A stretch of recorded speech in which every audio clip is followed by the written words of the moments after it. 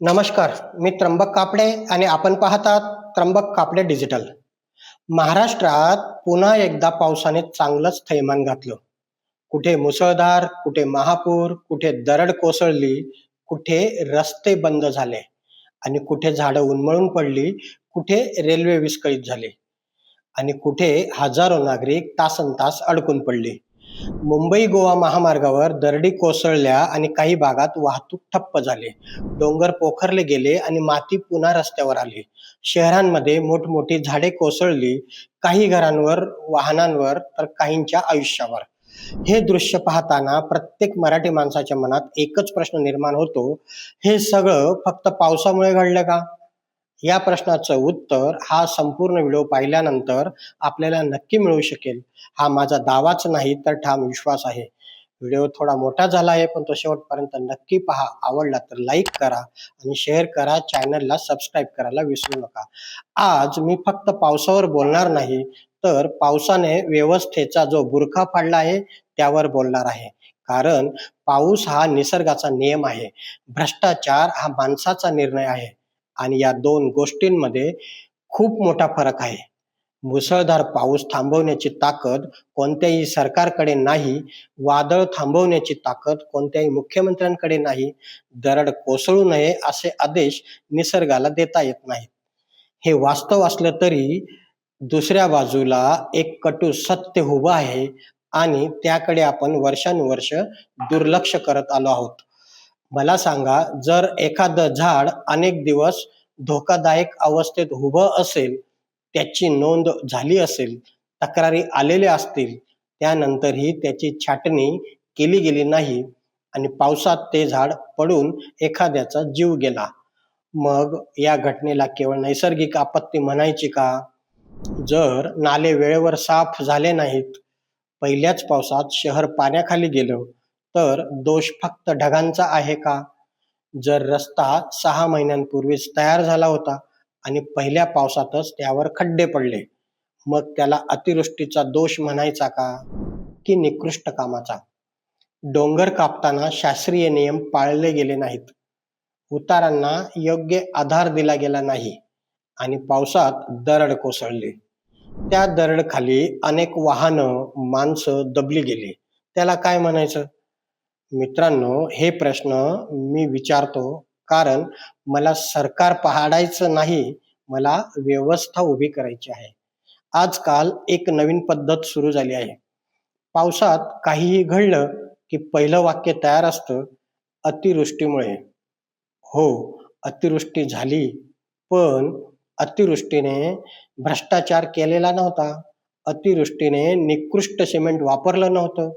अतिवृष्टीने कमी दर्जाचं लोखंड टाकलं नव्हतं. अतिवृष्टीने मोजमापात फेरफार केला नव्हता. अतिवृष्टीने खोटी बिलं मंजूर केली नव्हती.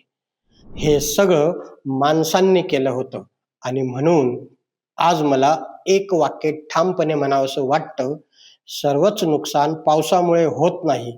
काही नुकसान पावसामुळे होतं आणि उरलेलं नुकसान भ्रष्टाचारामुळे होतं. आता काहींना हा प्रश्न पडेल, तुम्ही इतक्या खात्रीने भ्रष्टाचार कसा म्हणू शकतात? मी कोणावर आरोप करत नाही, मी फक्त परिणाम दाखवतो. कारण ज्या रस्त्यावर हजारो कोटी रुपये खर्च झाले, तो फक्त पहिल्या दुसऱ्या पावसात उखडतो कसा?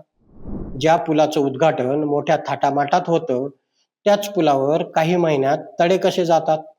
ज्या भिंतींचं भूमिपूजन होतं, त्याच भिंती पहिल्या मुसळधार पावसात कशा कोसळतात? तेव्हा प्रश्न विचारणं हा गुन्हा नाही, तो लोकशाहीचा अधिकार आहे. आणखी एक गोष्ट, आपण प्रत्येक वेळी विरोधक आणि सत्ताधारी यांच्यात अडकतो. विरोधक म्हणतात, सगळा भ्रष्टाचार सरकारने केला आहे. सरकार म्हणतं, हे सगळे राजकीय आरोप आहेत. पण या दोघांच्या वादात जनतेच्या घरात शिरलेलं पाणी कोण बाहेर काढणार?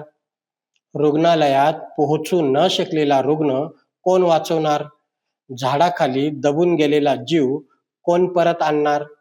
म्हणून आजचा विषय फक्त राजकारणाचा नाही, विषय जबाबदारीचा आहे. कारण निसर्गाला दोष देणं खूप सोपं आहे, पण स्वतःच्या चुकांकडे गांभीर्यानं पाहणं हेच खरं नेतृत्व असतं. छत्रपती शिवाजी महाराजांच्या काळातले किल्ले इतक्या वर्षानंतरही दिमाखात उभे आहेत. मग आजचे हजारो कोटींचे प्रकल्प 2 पावसात का कोसळतात? काही जण म्हणतील ही तुलना चुकीची आहे. किल्ले वेगळे आणि आधुनिक प्रकल्प वेगळे आहेत. हो, कुणीही हे गोष्ट मान्य करेल. कारण दोघांची रचना वेगळी आहे. उद्देश वेगळा आहे, तंत्रज्ञान वेगळं आहे. पण माझी तुलना दगडांशी नाही, माझी तुलना प्रामाणिकपणाची आहे. 350 वर्षांपूर्वी ना आधुनिक मशिनरी होती, ना संगणक, ना डिझाईन, ना सॉफ्टवेअर, ना सिमेंट, ना मोठमोठे क्रेन. पण काम करताना एक गोष्ट होती, जबाबदारी. कारण त्या काळात भिंत कोसळली तर शत्रू आत येण्याची भीती वाटत होती. आणि आज भिंत कोसळली तर चौकशी समिती बसते. या दोघांमध्ये हाच मोठा फरक आहे. आजच्या काळात आपण जगातील अत्याधुनिक तंत्रज्ञान वापरतो. ड्रोन आहे, 3D मॅपिंग आहे, सॅटेलाइट सर्वे आहेत, कृत्रिम बुद्धिमत्ताही आहे. जगातील सर्वोत्तम अभियंते आहेत. मग कामाचा दर्जा का घसरतो? हा प्रश्न तंत्रज्ञानाला नाही, व्यवस्थेला विचारला आहे. एक रस्ता तयार होतो, सामान्य लोकांना वाटतं कंत्राटदार आला, रस्ता बनवला, काम संपलं. पण असं काहीही नसतं. एका रस्त्यामागे एक मोठी साखळी असते. योजना तयार करणारे अधिकारी असतात, निविदा प्रक्रिया करणारे अधिकारी असतात, कंत्राटदार असतात, अभियंते असतात आणि गुणवत्ता तपासणारे अधिकारी देखील असतात. बिलं मंजूर करणारी यंत्रणा मोठी असते. लोकप्रतिनिधी वॉच ठेवायला असतात आणि सर्वात महत्वाचं ते जनतेचा पैसा त्यामध्ये गुंतलेला असतो, लागलेला असतो. या साखळीतील प्रत्येक दुवा मजबूत असेल तर रस्ता मजबूत होतो आणि एका दुव्यात जरी भ्रष्टाचार शिरला तर दर्जा घसरतो. जर 2 दुवे भ्रष्ट झाले तर काम निकृष्ट होतं आणि संपूर्ण साखळीच भ्रष्ट झाली तर रस्ता नाही, विश्वास कोसळतो. मित्रांनो, भ्रष्टाचार म्हणजे फक्त पैसे खाणं नाही. भ्रष्टाचार म्हणजे 10 इंचाचा रस्ता 8 इंचाचा करणं. भ्रष्टाचार म्हणजे चांगल्या सिमेंट ऐवजी निकृष्ट साहित्य वापरणं. भ्रष्टाचार म्हणजे तपासणी न करताच काम पूर्ण असा अहवाल देणं. भ्रष्टाचार म्हणजे दोष माहीत असूनही डोळे झाक करणं. आणि या सगळ्याची किंमत जनता आपला जीव देऊन मोजते. आज महाराष्ट्रात कुठेही जा, पहिल्या पावसानंतर रस्त्यांवर खड्डे, पुलांवर तडे आणि भिंतींना भेगा पडलेल्या दिसतात. नाले तुंबलेले, झाडे धोकादायक अवस्थेत. दरवर्षी तेच चित्र आणि दरवर्षी तोच प्रश्न. इतका पैसा जातो कुठे? आपण हजारो कोटींच्या घोषणा ऐकतो, मोठमोठे भूमिपूजन पाहतो, फिती कापल्या जातात, टाळ्या वाजतात, मोठमोठे फलक लागतात. पण उद्घाटनाच्या फलकांपेक्षा कामाचा दर्जा उंच असायला का नको? कारण फलकावरचा रंग उडाला तर काही फरक पडत नाही, पण पूलच कोसळला तर जीव जातात. आज मला एका अभियंत्याचा खूप आदर वाटतो, जो दबावाला बळी पडत नाही. मला त्या अधिकाऱ्याचा आदर वाटतो, जो निकृष्ट कामावर सही करत नाही. मला त्या कंत्राटदाराचाही आदर वाटतो, जो कमी नफा स्वीकारतो, पण निकृष्ट काम करत नाही. असे लोक आजही आहेत आणि त्यांच्यामुळेच व्यवस्था अजून पूर्णपणे कोसळलेली नाही. पण असे लोक हे अपवादानेच का ठरावेत? हा खरा प्रश्न आहे. मित्रांनो, कधी-कधी आपण भ्रष्टाचाराकडे खूप छोट्या नजरेनं पाहतो. कोणी पैसे खाल्ले असेल तर आपण त्याकडे दुर्लक्ष करतो. यामुळे आपला धाक संपला आहे. भ्रष्टाचार हा फक्त आर्थिक गुन्हा नाही. भ्रष्टाचार म्हणजे एखाद्या निष्पाप माणसाच्या जीवाशी खेळ आहे. निकृष्ट रस्ता हा फक्त रस्ता नसतो, तो अपघाताचं आमंत्रण असतो. निकृष्ट पूल हा फक्त पूल नसतो, तो भविष्यातील दुर्घटनेचा इशारा असतो. वेळेवर छाटणी न केलेलं झाड ते फक्त झाड नसतं, ते एखाद्या कुटुंबावर कोसळणारं मोठं दुःख असतं. आणि म्हणून आज मला एक वाक्य पुन्हा सांगावंसं वाटतं. निसर्ग जीव घेत नाही, निष्काळजीपणा जीव घेतो. पाऊस परीक्षा घेतो, पण भ्रष्टाचार अपयशी ठरतो. मित्रांनो, आज महाराष्ट्रात सरकार कोणाचं आहे हा मुद्दा नाही. उद्या दुसऱ्या पक्षाचं सरकार आलं तरी हा प्रश्न तसाच राहणार आहे. कारण समस्या पक्षाची नाही, समस्या प्रवृत्तीची आहे. सत्तेत कोण आहे यापेक्षा सत्तेचा वापर कसा होतो हा मोठा प्रश्न आहे. आणि म्हणूनच आता वेळ आली आहे मुख्यमंत्री देवेंद्र फडणवीस यांना काही थेट प्रश्न विचारण्याचे. कारण मुख्यमंत्री म्हणून उत्तरदायित्व शेवटी त्यांच्या खांद्यावरच येतं. मी हा प्रश्न विरोधी पक्षाचा कार्यकर्ता म्हणून विचारत नाही, तर मी हा प्रश्न एका पत्रकाराच्या नजरेतून विचारतो. मी हा प्रश्न कर भरणाऱ्या प्रत्येक नागरिकाच्या वतीने विचारत आहे. मुख्यमंत्री फडणवीस साहेब, आपण अनुभवी आहात. प्रशासनाची चांगली जाण आहे. आपत्ती व्यवस्थापनावर तुमची पकड आहे. यात कोणीही शंका घेणार नाही. मुसळधार पाऊस पडला की आपण स्वतः आढावा घेतात, अधिकाऱ्यांना सूचना देतात, यंत्रणेला सतर्क ठेवतात.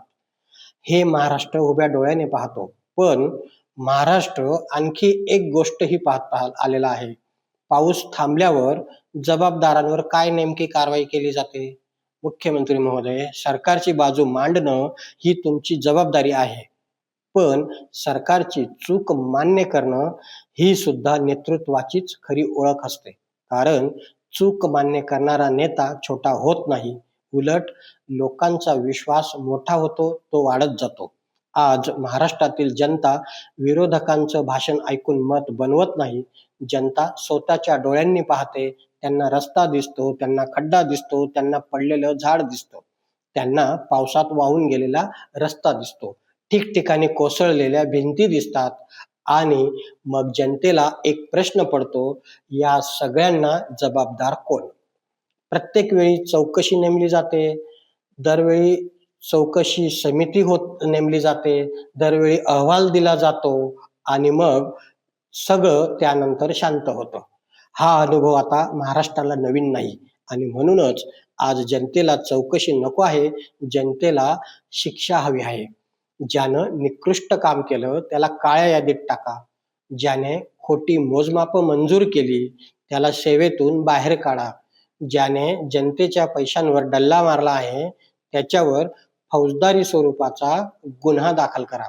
कारण भ्रष्टाचार ही केवळ आर्थिक चूक नाही, तो जनतेशी केलेला मोठा विश्वासघात आहे. सरकार 3 पक्षांचं आहे. भाजप आहे, शिवसेना आहे, राष्ट्रवादी काँग्रेसही आहे. प्रत्येक पक्षात प्रामाणिक लोक असतीलही आणि प्रत्येक पक्षात चुकीचे लोक असण्याची शक्यता देखील नाकारता येत नाही. पण भ्रष्टाचाराला पक्ष नसतो, निकृष्ट कामाला विचारधारा नसते आणि जनतेच्या पैशाची लूट करणाऱ्याचा झेंडा कोणताही असला तरी त्याची जागा तुरुंगातच असली पाहिजे. मुख्यमंत्री महोदय, आज तुमच्यासमोर 2 मार्ग आहेत. पहिला म्हणजे प्रत्येक वेळी अधिकाऱ्याचा बचाव करत राहण्याचा आणि दुसरा मार्ग दोषींवर कारवाई करून महाराष्ट्राला नवा संदेश देण्याचा. इतिहास नेत्यांची ओळख त्यांनी किती लोकांचा बचाव केला यावर होत नाही, त्यांनी किती जणांना कायद्यापुढं उभं केलं यामुळे होते. आज महाराष्ट्राला भाषणं कमी आणि कृती जास्त हवी आहे. प्रेस कॉन्फरन्स कमी आणि निकाल जास्त हवे आहेत. घोषणा कमी आणि उत्तरदायित्व जास्त हवं आहे. मित्रांनो, लक्षात ठेवा, पाऊस हा शत्रू नाही. पाऊस तर जीवन देतो. शेतकऱ्यांच्या शेतात तोच सोनं पिकवतो, धरणं भरतो, नद्यांना जिवंत ठेवतो. मग तोच पाऊस शहरात आल्यानंतर शत्रू का बनतो? कारण निसर्ग बदललेला नसतो, तर व्यवस्था बदललेली असते. आणि म्हणून आजचा प्रश्न पाऊस किती पडला, अतिवृष्टी झाली का हा नाही, तर प्रश्न हा आहे तयारी किती केली होती. प्रश्न हा नाही दरड का कोसळली. प्रश्न हा आहे धोक्याची माहिती असूनही प्रतिबंधात्मक उपाय का झाले नाहीत. प्रश्न हा नाही रस्ता का वाहून गेला. प्रश्न हा आहे, तो टिकेल अशा दर्जाचा का बांधला गेला नाही? प्रश्न हा नाही, झाड का पडलं? प्रश्न हा आहे, वेळेवर तपासणी आणि छाटणी का झाली नाही? आणि शेवटी एकच प्रश्न, प्रत्येक वर्षी पावसाची वाट पाहतो की प्रत्येक वर्षी चौकशी समितींची? मित्रांनो, लोकशाहीत सरकार बदलणं महत्वाचं असतं, पण त्याहून महत्वाचं असतं सरकारची कार्यपद्धती बदलणं. आज महाराष्ट्राला विरोधकांचा विजय नको आहे, सत्ताधाऱ्यांचा पराभवही नको आहे. आज महाराष्ट्राला हवा आहे भ्रष्टाचाराचा पराभव. कारण भ्रष्टाचार हरला तर रस्ते जिंकतील, पूल जिंकेल, शहरं जिंकेल आणि सर्वात महत्वाचं म्हणजे माणसं जिंकतील. मी शेवटी एवढंच म्हणेन, पावसावर कोणाचं नियंत्रण नसतं, पण भ्रष्टाचारावर नियंत्रण ठेवणं ही सरकारची सर्वात मोठी जबाबदारी असते. ही जबाबदारी आज स्वीकारली तर उद्याचा महाराष्ट्र अधिक सुरक्षित असेल, नाहीतर पुढच्या पावसात पुन्हा हेच प्रश्न, पुन्हा ह्याच चर्चा आणि पुन्हा जनतेचं तेच दुःख पाहावं लागेल. धन्यवाद. पुन्हा भेटूया पुढल्या व्हिडिओत. तोपर्यंत नमस्कार. व्हिडिओ आवडला असेल तर लाईक आणि शेअर करायला विसरू नका. व्हिडिओला सबस्क्राईबही करा.